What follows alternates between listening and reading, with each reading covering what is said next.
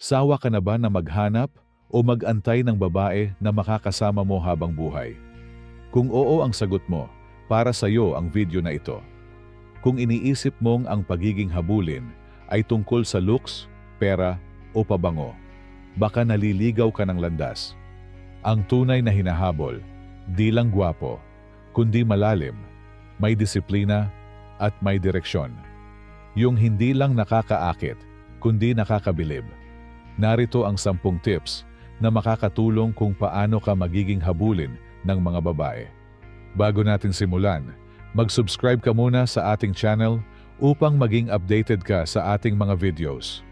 Una, alamin mo ang iyong layunin. Hindi ka pwedeng gumalaw sa mundo na parang basang papel na dinadala lang ng hangin. Ang lalaki na may malinaw na layunin sa buhay, may direksyon. At alam mo kung bakit yun nakaka-attract. Kasi karamihan ngayon, lost. Kapag ikaw, alam mo kung ano ang gusto mo, kung anong uri ng lalaki ang gusto mong maging, at kung saan mo gustong dalhin ang buhay mo, natural na magugustuhan yan. Kasi yung aura mo, iba.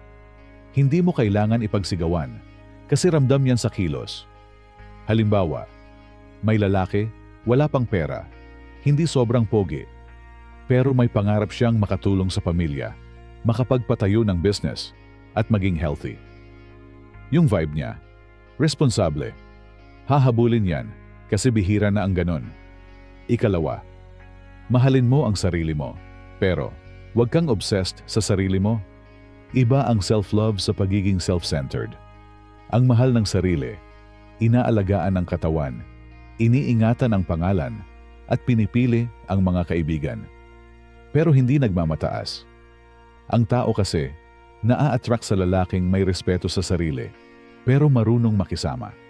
Yung tipong hindi niya kailangan ng validation, kasi buo siya kahit walang audience. At kung marunong kang mahalin ang sarili mo, matututo kang hindi basta-basta nagpapagamit o nagpapababa ng standards. Ikatlo, disiplina ang bagong sexy. Pansin mo, ang lalaking consistent sa ginagawa, hindi perpekto pero disiplinado, yun ang hinahangaan. Hindi lang yan tungkol sa ABS o muscles, kundi sa lifestyle. Kaya mo bang tumanggi sa bisyo? Kaya mo bang i-prioritize ang trabaho kaysa barkada? Ang disiplina, hindi laging visible, pero yan ang foundation ng respeto. At respeto, ang pinaka-underrated form ng attraction. Mas mahaba ang buhay ng respeto kaysa sa pa-cute. Ika-4, matutong manahimik sa ingay. Sa panahon ngayon, lahat gustong mag-voice out. Lahat may opinyon, lahat may sinasabi. Pero ang tunay na lalaking alpha, hindi pala away, hindi rin pabibo. Marunong pumili ng laban. May wisdom sa katahimikan. Kasi kung kontrolado mo ang sarili mo sa gitna ng ingay, ibig sabihin, kontrolado mo rin ang emosyon mo. At ang taong marunong kumalma sa tensyon, laging may dating. Sabi nga sa Stoic philosophy, kung hindi mo kontrolado ang sitwasyon, kontrolin mo ang sarili mo. Ika-5, ayusin mo ang buhay mo, hindi ang feed mo. Paliwanag, hindi yung puro highlights lang. Ang tunay na lalaki, hindi nagde-depend sa likes o comments. Busy siyang ayusin ang totoong buhay, finances, kalusugan, pamilya, at future. Kasi useless ang magandang Instagram kung nagugutom ka sa totoong buhay. Mas mabango ang lalaking low-key, pero may ipon, kaysa yung viral, pero utang. Real talk. Hindi mo kailangang patunayan ang sarili mo online. Ang tunay na attractive, yung kahit walang post, may substance. Ika-6, magkaroon ka ng passion na hindi babae. Kung babae lang ang iniikutan ng mundo mo, delikado ka. Bakit? Kasi kapag wala sila, empty ka. Dapat may sarili kang mundo. Sports, music, business, art, fitness. Kahit ano, basta ikaw ang may control. Kapag ganun ka, nagiging natural ang attraction. Kasi ang babaeng nagkakagusto, nahuhulog hindi dahil sinusuyo mo siya buong araw, kundi dahil may sarili kang buhay na gusto niyang maging parte. Ika-7, maging mabuting anak at kapatid. Character starts at home. Kung hindi ka marunong gumalang sa magulang mo, paano ka igagalang ng babae? Ang lalaking marunong magpakumbaba at magbigay halaga sa pamilya, ramdam yan. Subtle, pero big deal. Yung tipong, kahit wala kang sasabihin, pag nakita ka kung paano ka makitungo sa nanay at kapatid mo, jackpot na. Ang respeto kasi, hindi lang sa salita, nasa gawa. Ikawalo, mag-ingat sa mga salita. Hindi lang sa ganda ng katawan, nabibighani ang babae, kundi sa lalim ng mga salita. Kaya mo bang magpatahimik ng ingay niya? Kaya mo bang magpalakas ng loob niya sa isang pangungusap?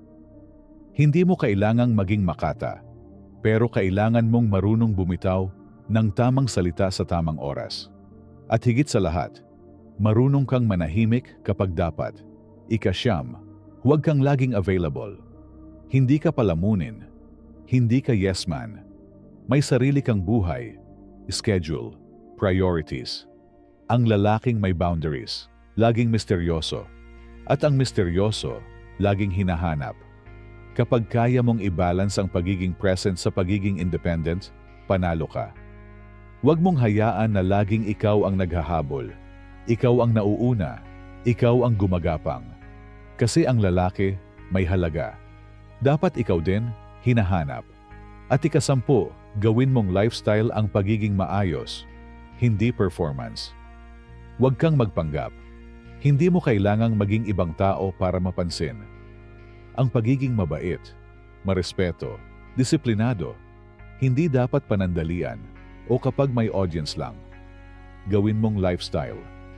Kasi sa dulo, babalik at babalik ka sa totoong ikaw.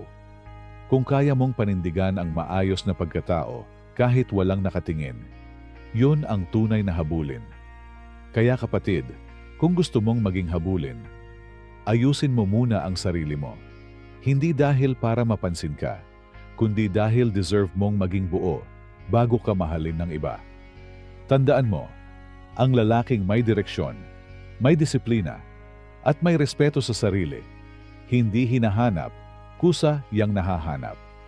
Kung may natutunan ka sa ating video, mangyaring ikaw ay mag-subscribe at baka mayroon kang gusto mong humingi ng advice, ilagay mo lang sa comment section sa baba at baka yan ang topic natin sa susunod na video.